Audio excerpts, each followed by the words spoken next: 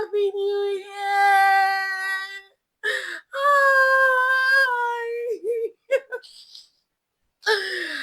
Hi, my lovelies! Hi! Happy New Year! Happy New Year 2026! Happy New Year! Good morning! How are you guys doing? I'm fine too. Thanks for asking. Happy New Year, you guys!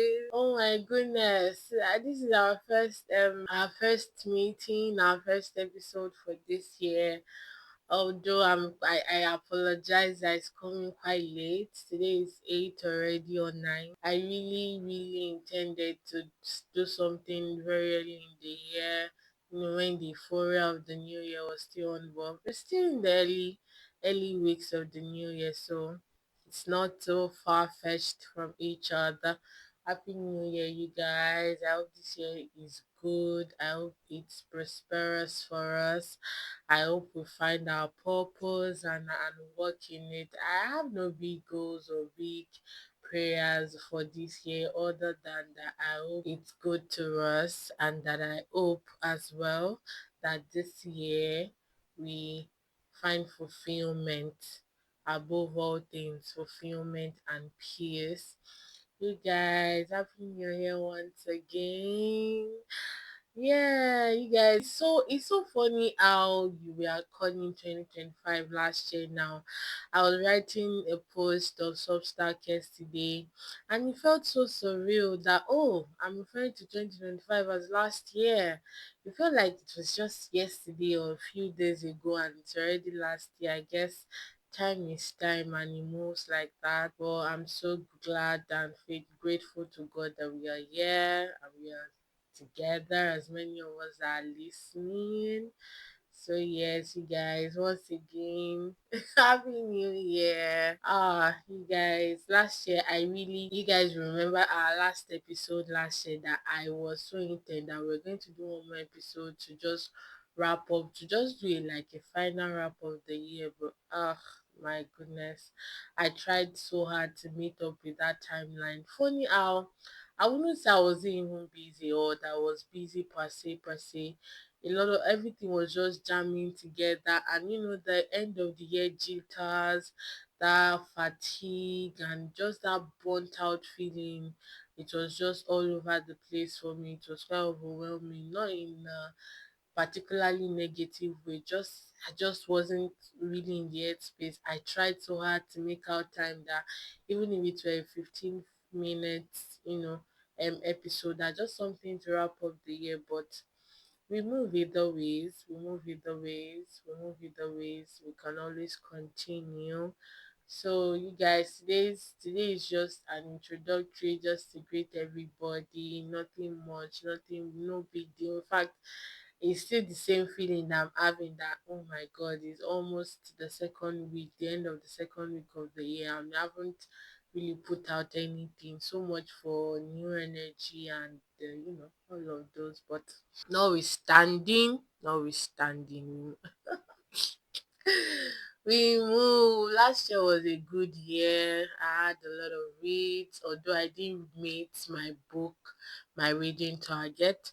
The target I had for myself last year was 100 books that last year, and I didn't really meet it. You guys remembered for like that for like 2 months. Yeah, for like 2 months I was in a read. I think it was 2 months and some days a week, and I was in a reading slump and I couldn't really read anything. So that set me back a lot. And I think in total I read 75 books in total. Yay me. Although it doesn't feel good enough. But life and adulting and everything has just made me cut back on reading times. One moment I'm reading and I'm immersing myself in this book, and before you know, time has gone. The other things to do, I want to work on some things, and I'm so, oh my goodness, I have to compartmentalize and get my priorities right. As much as I'm crazy about reading, reality still calls for you. So that did affect me too. But anyways, I hope I'll be able to do better. I'll be able to meet that target this year. Although towards the end of the year, my reading intensity reduced. I just found myself desiring to read cheesy romantic books, like all those really cheesy books that you're like, oh my goodness, that you're groaning and you're just rolling your eyes, but you're still reading it anyway. So I think I found myself reading like 4 or 5 in a reading on a reading spree, and I think, and since they were not voluminous, so it was easy to just go through it. And they were ebooks too, although they were a little bit of smut here and there, and that just really just was irking. But I'd already started some of them, and they seem to have, though cheesy lines, a bit something just that just hooked me in, but I was able to skip some parts of the parts that I didn't like. And overall, they were just good and they were there. You guys, you remember that I said that sometime last year that I was going to do a dashboard, as a data analyst that I am, it's just ingrained in me to want to analyze and do all these things. I even have an a spreadsheet that I input all of this data of the books that I read, my rating, number of pages, yada yada yada. And I had this intention that at the end of the year I was going to do a dashboard and just all of those things. For year, I ended up not doing any of those things. I wasn't even so bit bothered about it. And there were a lot of, I read 100 books, people were taking pictures everywhere on the internet. They say, I think that just made me just be like, that just made me feel unbothered about it. Ordinarily, I would have been so unbothered about the fact that, oh, I really intended to do this at the end of the year and just give it that nostalgic and that sentimental feel and whatnot. But for some reason, I think seeing people do that, it just, for some reason, just made me just uninterested. I think my friend who came into my place and she was like, oh, others are doing that. Won't you do too? I was like, I beg, I beg, I beg, I beg. I already know what I read. My books are all stacked up on my shelf. Before I now start removing all, I beg, I don't have strength. I just felt so uninterested. But I would have loved to do it anyway. Just attach it and for you guys to see an overall of the things that I read. So but we can still do a wrap. It's never too late. Never, it's better late than never. So I think majorly last year, it was more of crime thrillers and psychological thrillers. Funny how with how much I love Christian fictions, there wasn't really a lot of Christian fictions that list. I think I have a good excuse for that, and that being the fact that I've read almost all Christian fictions are common in the Nigerian book market. I've read of all of Francine Weaver's books, every single one of them that she's written since she became a born again, and her books are the most common. Another one that I know that it's not even so much, it's not common. Her books are the only common Christian fictions. Others are non-fiction. So it's not particularly common to find Christian fictions. I didn't even see no one sells English books either.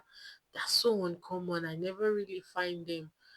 But basically that would so I didn't really read much. There wasn't any Christian fiction and it broke my heart in a way that how come I went to a year? Oh yeah, I read like 2 or 3 English books and that's because I've had them in my TBR for a while. That's why I could read them over the year. But I didn't get any fiction, Christian fiction that was new. Oh wait, I'm not sure it's fiction. I'm not sure it's fiction. It feels like non-fiction. I finally found the C.S. Lewis book. I've been looking for his book for as long as I can remember. Very, very C.S. Lewis, and then I can't remember an A.W. Tozer.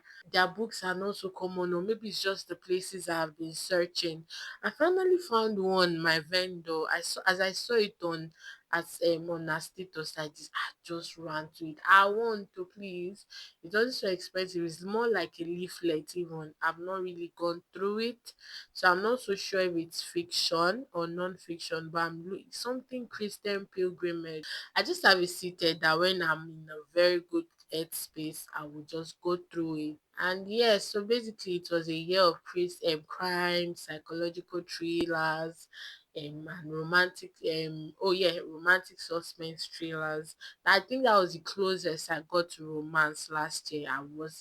I'm not a romance girly. I'm not, if anything, if I'm going to read anything that has even an hint of romance in it, there's gotta be thriller. So it's always a mix of romance and thriller.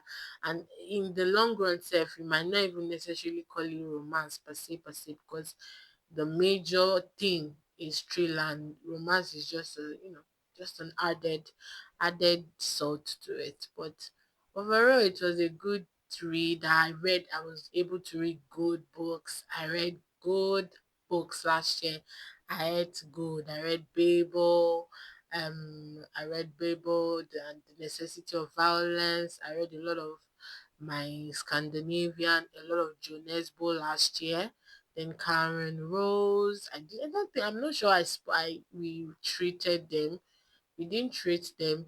I read the continuation of Stieg Larsson's The Girl in the Spider Tattoo series. Although he didn't write it, I think it was written in his memory, but it was in continuation of his book. And those two were good. I read the reviews. Some people had issues with it, but it was good enough for me. I had no issue. Probably because I read it at a good time. So he came in and it just seemed mad. So I had no issues with it. I read good books. Yes, I finished all my Khalid Hosseini books, the three that I found in the market. And I think those are the three he's done, except for one I think he did recently or not. Yeah, recently, and I don't think that's in the market, at least not Nigerian market. And I'm very glad for that. He's a very beautiful writer, and I feel proud of myself that, oh, he's one of the writers that I've chosen, that I've read his books.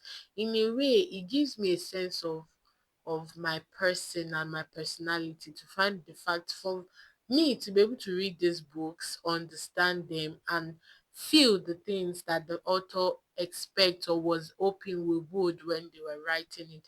I read As Long as the Lemon Tree Grows, and I'm hoping I read more books from authors from that part of the world. Their books are really good, they're emotional.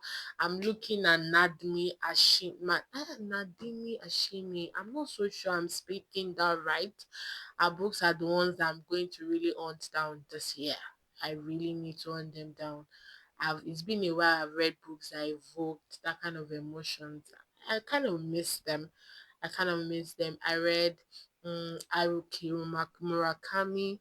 I was introduced to his book last year. It was good. I'm still a bit on the fence on them, because I heard these books are really good, and I think the one I read was just is what made me on the fence. I would love to go deeper to read more of his books. And you guys, I decided to start my journey in classics. Oh, I got some classics last year.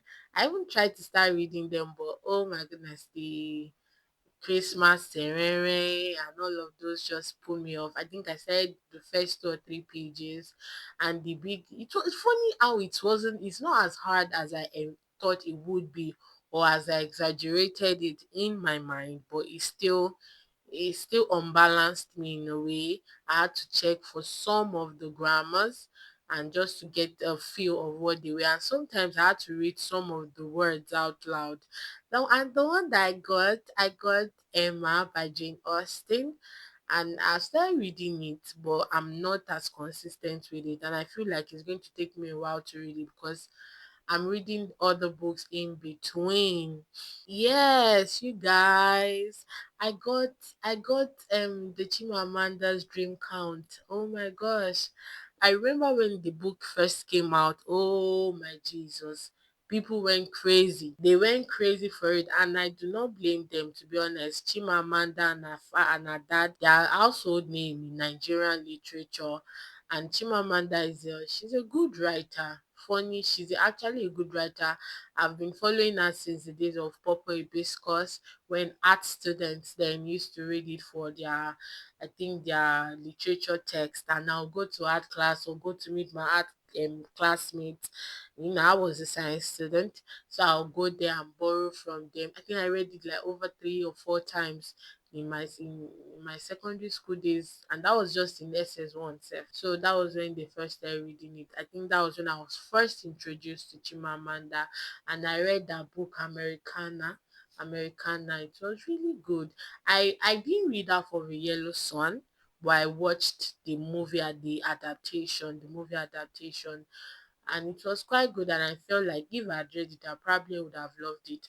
But you guys know that whenever I read a book, a movie adaptation of a book, I never read the book anymore. It just takes away the magic and the beauty of the imagination, having to imagine and just conjure and put together those characters. But the moment that I've seen them, it just I don't know, it's never the same for me. So I do not go back. But I've been meaning to read that feminist manifesto.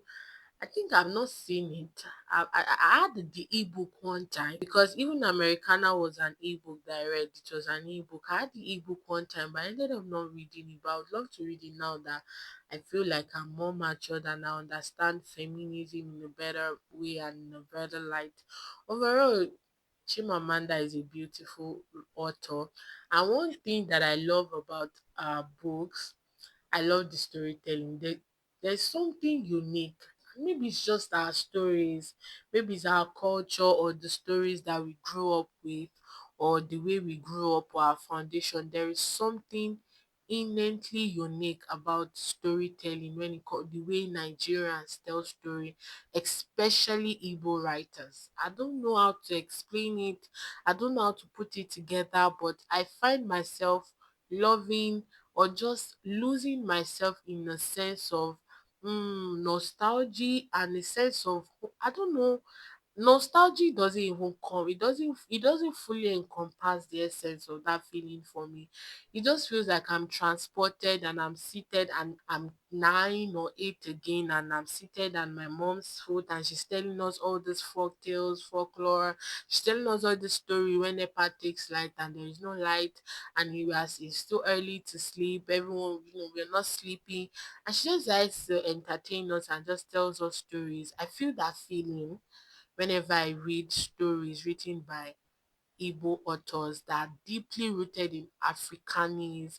Although Afrikanese, no, that's such a wrong, in a Nigerian manner rather. Although Chimamanda's books always give a mix of American and Nigerian, like American Nigerians and Nigerian Nigerians, and that's expected considering the fact that I'm not sure if she's a citizen, but I think that's where she's based. I don't think she's based in Nigeria.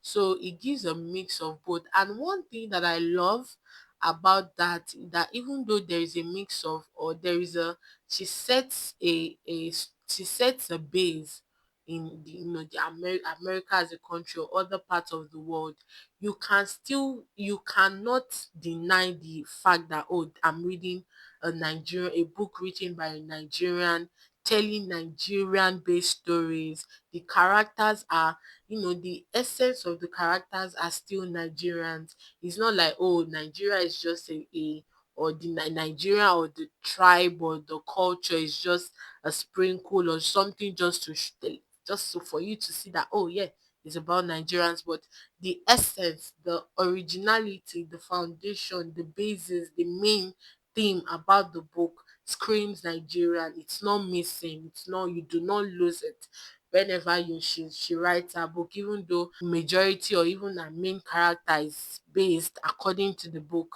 probably abroad somewhere in America or outside America. So that's the beauty of her book. That's one of the things I love about a book.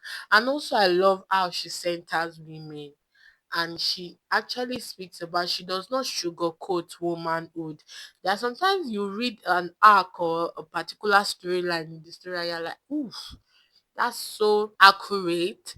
And though it doesn't feel so pleasant, but it is quite accurate about womanhood, women, girls, the female person. So that's the beauty of our books. I've come to realize, be it from Poppy Biscuits, Americana, and now Dream Count. I think that's one of the things that just, it enthralls me, just enamors me about the book. That centralization of women, and not and not glorify, not like you not glorifying it or nor de-glorifying it. It's just the truth, what it is, how it could be like for different people, different scenarios. It's just beautiful. In her writing, it shows her belief and her full understanding of what feminism is. She's one of the drummers. I don't know if that encompasses, if it's right word, for feminism, especially for in Nigeria. So it shows that our own feminism is not those our feminism that they delight in wickedness, or they hate men, they do not want men to live. All those feminists that will say they are feminists, but or even all their feminism is about hatred, and men die. We do not want men to be there. We don't want men to exist. But no, that's not the idea about feminism. It's I love her thinking, her thoughts towards feminism, and it shows in her book. And yes, I might have mentioned it, but also I just love the fact that though she's non in, like I said, I don't think she's based in Nigeria, but you can see the love for culture in her writing. I think is a love that she still has for her culture, and it seeps into her writing. It's one of the issues that I have with um, um, Nigerians, or even people all over that immigrate outside of Nigeria and lose themselves.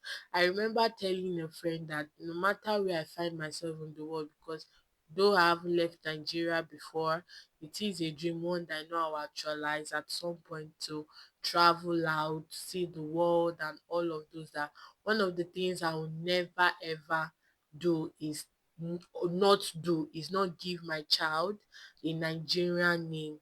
And that if probability happens I marry someone intertribal, or someone that's not Nigerian but probably another part of the world, they will bear his, you know, cultural names as well, that these are identities.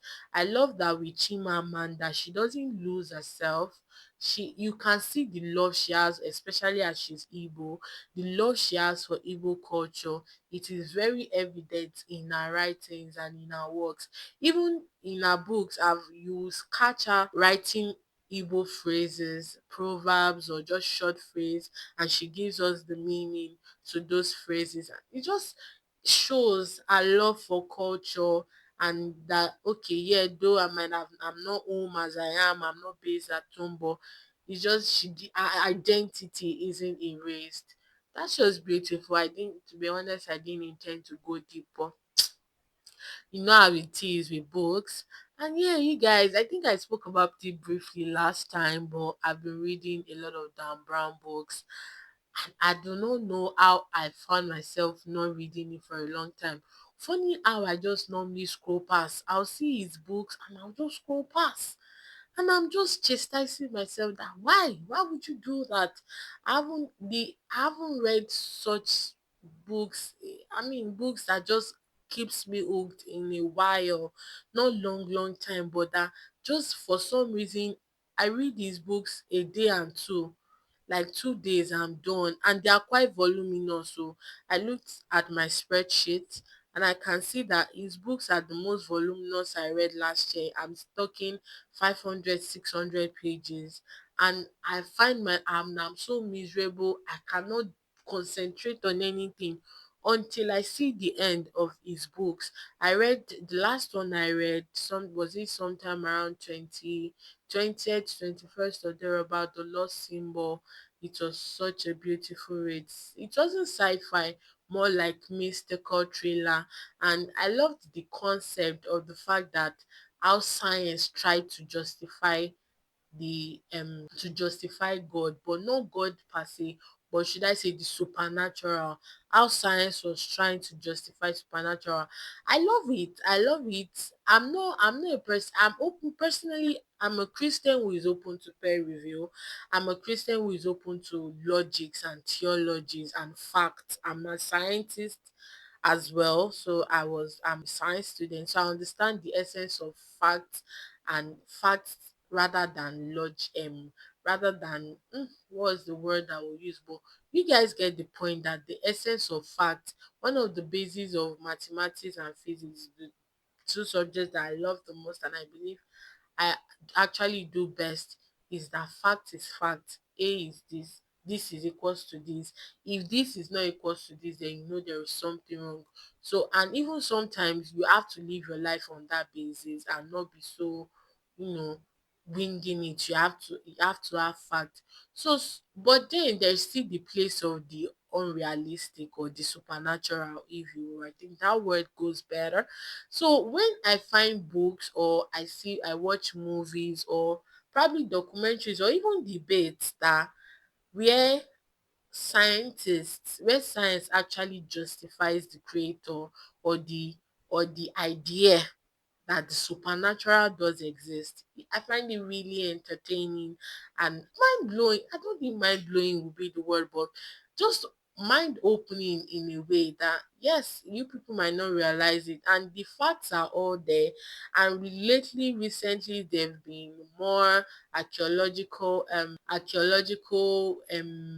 oh my god, archaeological, what's the word, findings. Yes, archaeological findings, scientific findings that just prove a lot of things that people have, atheists or unbelieving people have told us that those were things that were just in our heads and they didn't really exist. So I love books that are not that dare to question at the same, because with that Lord symbol at the beginning, it seemed like it was questioning the reality of a creator or the supernatural. One of the things that I loved about that book was that it didn't leave us with that, maybe the book didn't leave us hanging, or it didn't leave us without that, oh yeah, true, they actually had no facts, that no scientific fact or based fact that could lead us, even if not show us 100%, but give us a idea or a certainty that to a very good probability, yes, the idea that there is a creator, the supernatural exists.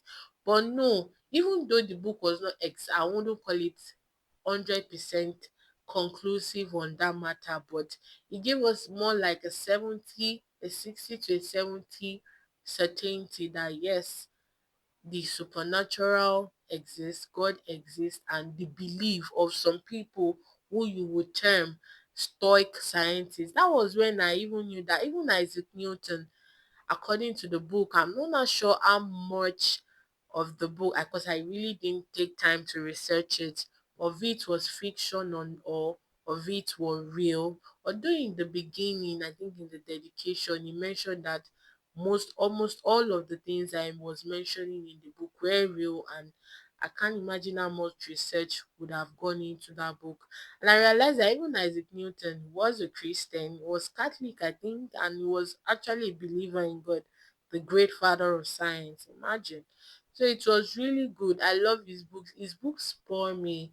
I find myself, my IQ increasing. I find myself thinking, reasoning. I just find my senses, especially the one for reasoning, sharpened whenever I read his books, and I love it. I think I still have two or three of his books that I've not read, and I'm so anticipating. I'm just pacing myself that oh, I've read like two or three. I think is it three or two back to back. So let me just read other things in between and just pace myself. So right now, my current read is Dream Count. I'm not sure if we'll be treating it, and if we do, but probably just go through it briefly. Already I've spoken about that for like 5 minutes now. So but basically that's just it. I just wanted to gist with my lovelies, and it's not much. I don't want it to be much. I really do not want it to be much. I don't It's too early to start boring ourselves or anything, but so that's just it. And that's it for today. I hope this year is a good one for us. I hope for everything good for us. I hope that we find fulfillment and our wishes according to God's will come through. I hope this year that we'll be able that we'll be able to do more Bible study. I'm not sure we really did a lot of Bible study last year. So I hope we're able to do more Bible study, and I hope that in every area of our lives we walk with God, not one part, not this part, but every facet, every aspect, every angle, every part of our lives, that we journey with God, and not just at leaving Him at the back, but at the center, while our lives revolve around Him. And by God's grace, I hope everyone's desires are brought to fulfillment this year. And I hope we are able to read more this year. You guys, thank you for we started this journey last year, and it's been good. I've been discovering myself, I've pushed myself. Being here, it's been beautiful for me. It's been a growth journey. I've been learning. I could go on and on with so much. Is it adjectives or verbs? I don't know. But it's just been a good ride so far, and I hope it's better this year. Thank you guys, and I hope you have a wonderful, prosperous, fulfilling, and above all, peaceful 2026. Happy New Year again, you guys. So that's all for today. Oh, I'll be all for today. Bye.